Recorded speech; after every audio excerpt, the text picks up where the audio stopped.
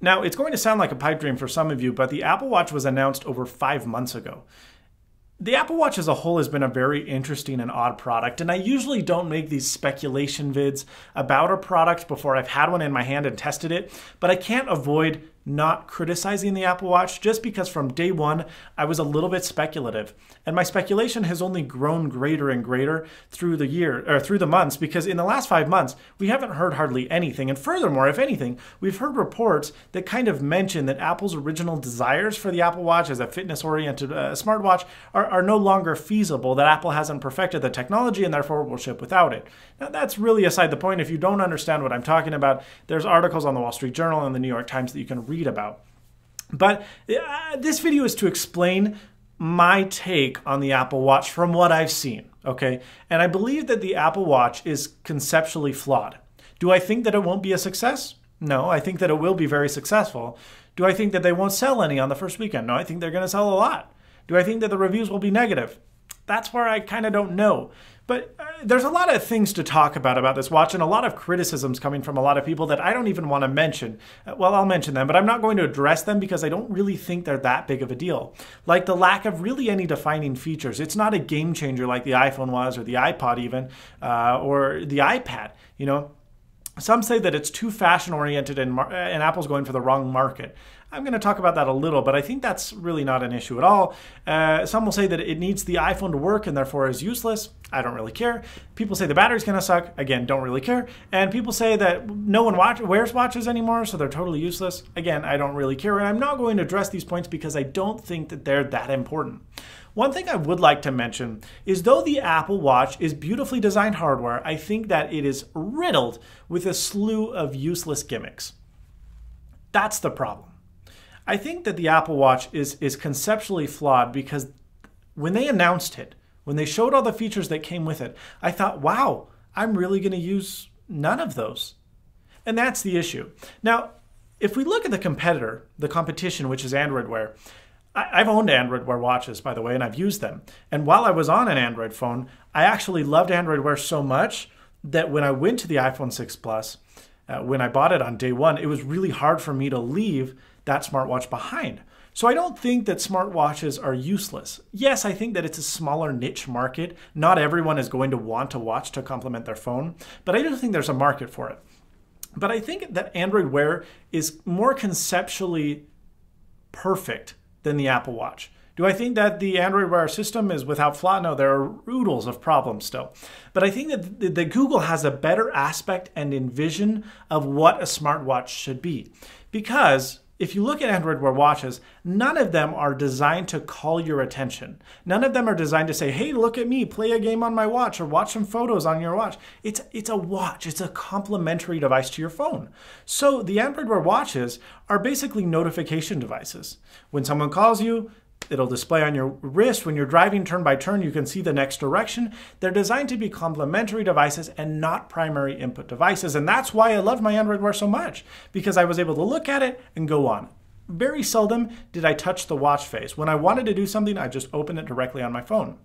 And that's where I think that the Apple Watch is flawed, because it's not designed, at least from what we've seen so far, to be oh, hey, I help you kind of figure out what's going on your phone. It's designed, from what we've seen, to be a primary input device. There's a Photos app on it, for gosh sakes. Who wants to look at photos or share photos on a 1.5-inch screen when you have a 5.5-inch screen in your pocket? It doesn't make any sense. Not at all.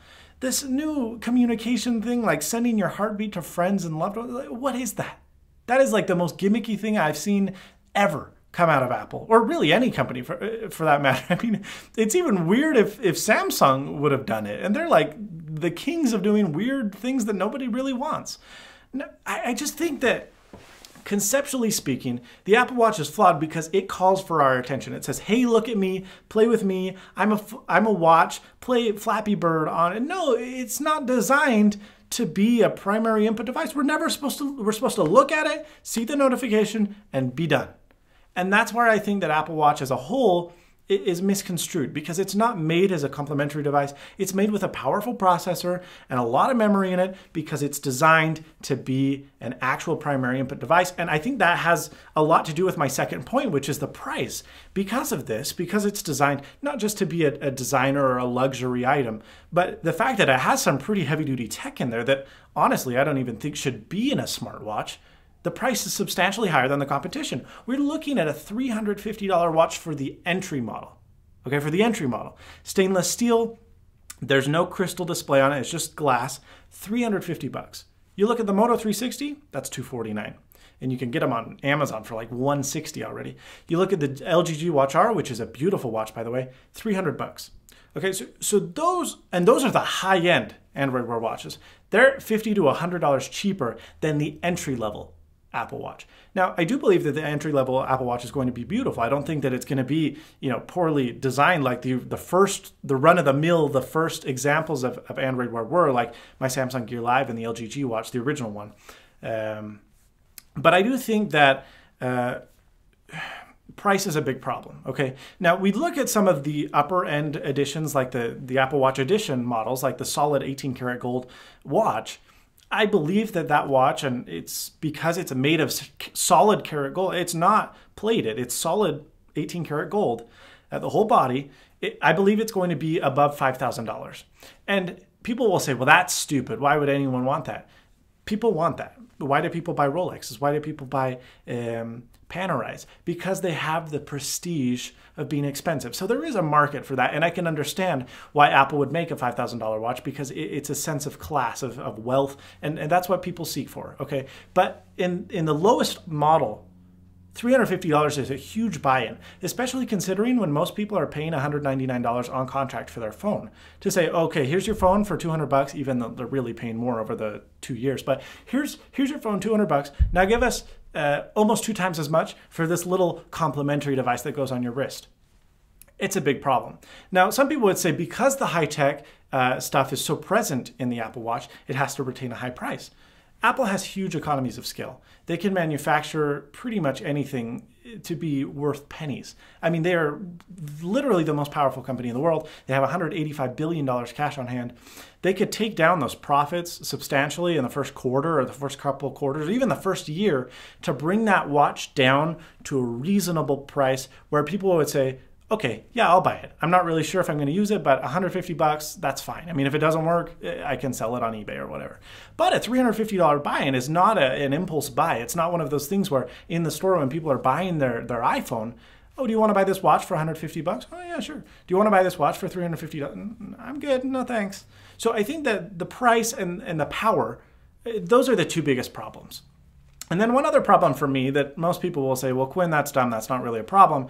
But I'd like to disagree, is that it's not IP67 rated or certified. You look at all the other Android watches, with the exception of the Moto 360, they're all waterproof to an extent. You can swim in them, you can shower in them, you can wash your hands, etc. There's no problems at all. Now, Apple, one little caveat that they did not mention in their keynote, but afterwards, privately to the press, was that it was water resistant and not waterproof. Now, there are several different definitions of water resistance. That's a very vague term. But David Pogue of Yahoo Tech, formerly of the New York Times, who's very close with Apple executives, asked, well, what does water resistant mean?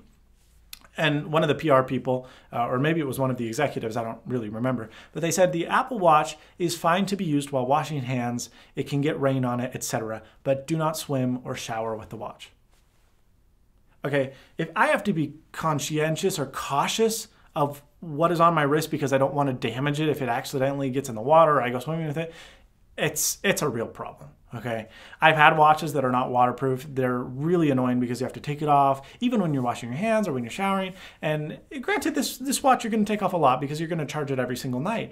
But still, I think that the worry, the constant worry that will be, oh crap, I can't damage this $400 wrist or watch that's on my wrist, is going to be a real issue.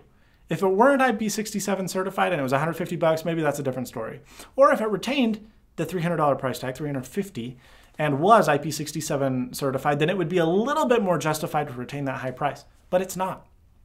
So I'm really, I'm really not worried, but I'm skeptical at best of this device. In fact, I'm quite critical because I think that the whole idea of this smartwatch kind of phase, I'm not convinced that it's going to be a game changer. I'm not convinced that in 10 years, we're going to look back at the smartwatch and say, wow, look how that changed history. Like we've done with the iPod, like has happened with the iPad, like has happened with the iPhone, and many other products that Apple has created. I think it will be an Apple TV-esque, like, oh yeah, that was kind of cool. I knew my friend had one of those, but it's not going to be the game-changing device that Apple is making it out to be.